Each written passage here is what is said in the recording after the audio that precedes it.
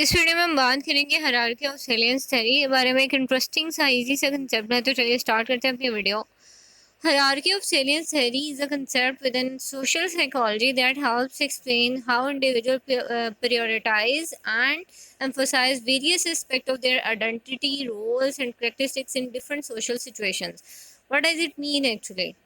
It means art की basically हमारी ना एक हायरार्की बनी होती है हमारी आइडेंटिटी की। यानी कि हम एक इंसान जो है, एक पर्सन जो है, उसकी डिफरेंट आइडेंटिटीज़ होती हैं। लेट्स से मैं अपनी बात करूँ, मेरी मेरी वर्क प्लेस पे एक डिफरेंट आइडेंटिटी है, मेरी फैमिली में मेरी एक डिफरेंट आइडेंटिटी है, मेरे मतलब पेरेंटिंग साइड पे, सॉरी मदर की साइड पे मेरी डिफरेंट आइडेंटिटी है, मेरे फादर की फैमिली में मेरी डिफरेंट आइडेंटिटी है, मेरे फ्रेंड सर्कल में every aspect of my life, every relationship of my life, I have different identity। और मुझे अपनी आइडेंटिटी के मुताबिक ही रिएक्ट करना है, उसी के मुताबिक ही रिस्पॉन्स करना है।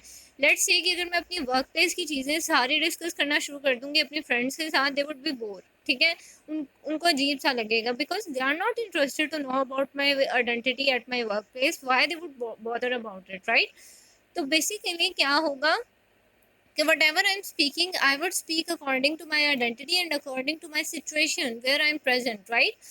तो हम इससे रिगार्डिंग अब एग्जांपल्स देखते हैं। ये बेसिकली आइडेंटिटीज होती है कि एक इंसान को डिफरेंट सिचुएशन पे डिफरेंट तरह से एक्ट करना है, उसके डिफरेंट रोल्स हैं, उसके डिफरेंट कैरेक्टरिस्टिक्स हैं, उसके डिफरेंट जो हैं एस्पेक्ट्स हैं उसकी पर्सनालिटी के। तो उसको क्या करना है, इन सब चीज़ों को चेक इन बैलेंस रखना है, राइट? इसको बैलेंस रख के फिर ही वो अपनी चीज़ें जो है वो मेंटेन कर सकेगा।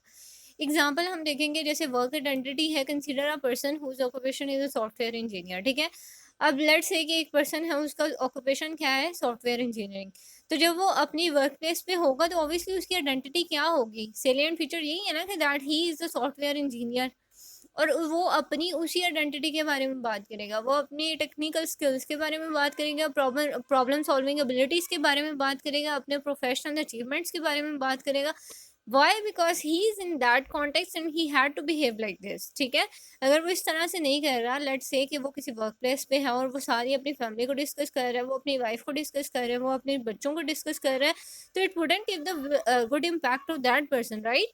वो नहीं अच्छा इम्पैक्ट आएगा उसका। लोग तो कहेंगे इज ही मैड, वो बातें क्या कर रहा है, and what is the identity of that person. तो ये चीज़ें जो है वो मैटर करती हैं कि the way you are and where you are matters a lot, and you have to behave like the context, कि किस कॉन्टेक्स्ट में है आपको, और उसी तरह से आपको बात करनी है। तो उस लिहाज पे जहाँ पे वो सॉफ्टवेयर इंजीनियरिंग था, वहाँ उसका सेलिएंट फीचर क्या था कि वो अपनी, यानी उसकी सेलिएंट क्या चीज़ें थी, वही थी ना कि उसकी आइडेंटिटी बेसिकली ये चीज़ें हाईलाइट हो रही हैं। और जब वो अपनी वर्क प्लेस पे नहीं होगा तो इसकी ये वाली आइडेंटिटी लेस इंपॉर्टेंट हो जाएगी। एक और एग्जांपल हम देखते हैं, कल्चरल आइडेंटिटी, यानी कि कल्चर क्या होता है।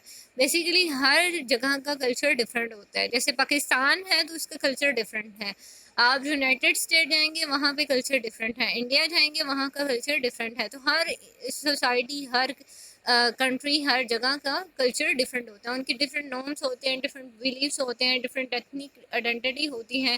तो ये चीज़ भी मैटर कर रही होती है कि आप किस कल्चर में हो, आप उस लिहाज से बेसिकली आपकी वो चीज़ जो है वो हाईलाइट हो जाएगी।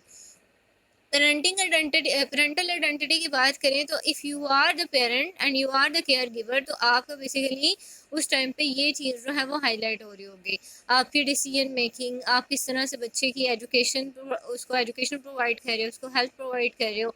और in contrast to this identity, आप जो है वो माइट भी किसी और जगह पे जाओ, अपने फ्रेंड्स के साथ जाओ, अपनी फैमिली के पास बैठे हो, तो वो चीज़ जो है वो आइडेंटिटी आपकी शायद लेस हो जाए। ठीक है, इसके अलावा जेंडर आइडेंटिटी के बारे में बात करें तो ये भी मतलब डिफरेंट कॉन्टेक्स्ट पे बेस कर रही है। तो for example, a person may emphasize their gender identity when participating in discussions about gender equality, feminism.